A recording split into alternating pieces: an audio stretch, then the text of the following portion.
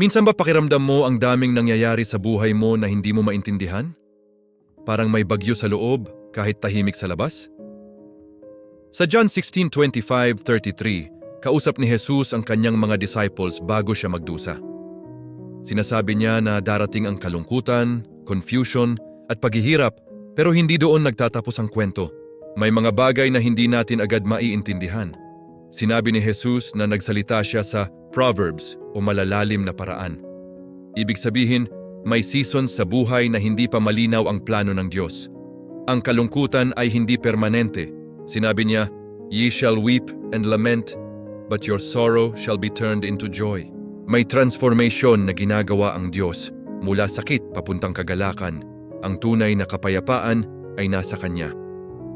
John 16:33, "In the world ye shall have tribulation, but be of good cheer, I have overcome the world." Kung may pinagdadaanan ka ngayon, problema sa pamilya, health o finances, hindi ibig sabihin nito na iniwan ka ng Diyos. Minsan, ang hindi natin maintindihan ngayon, yun mismo ang gagamitin ng Diyos para dalhin tayo sa mas malalim na tiwala sa Kanya. Hindi niya promise na walang problema, pero malinaw ang promise niya. May kapayapaan ka sa gitna ng problema.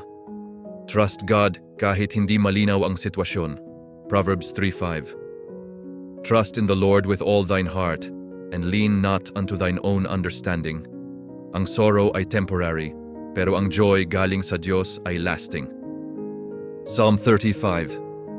Weeping may endure for a night, but joy cometh in the morning. Ang kapayapaan ni Jesus ay hindi dependent sa circumstances. John 14:27. Peace I leave with you, my peace I give unto you. Panginoon, sa mga bagay na hindi ko maintindihan, tulungan mo akong magtiwala sa iyo. Sa gitna ng aking mga pinagdadaanan, bigyan mo ako ng kapayapaan na galing sa iyo. Palitan mo ang aking takot ng pag-asa at ang aking lungkot ng kagalakan. Salamat dahil hindi mo ako iniiwan. In Jesus' name, Amen. Kung may pinagdadaanan ka ngayon, hawakan mo itong pangako ni Jesus. May kapayapaan sa Kanya kahit may bagyo sa paligid. Kung nakarelate ka, share mo ito sa isang tao na kailangan din ng encouragement today. At samahan mo ako sa araw-araw na devotional. Unti-unti, lalalim ang lakad natin kay Lord.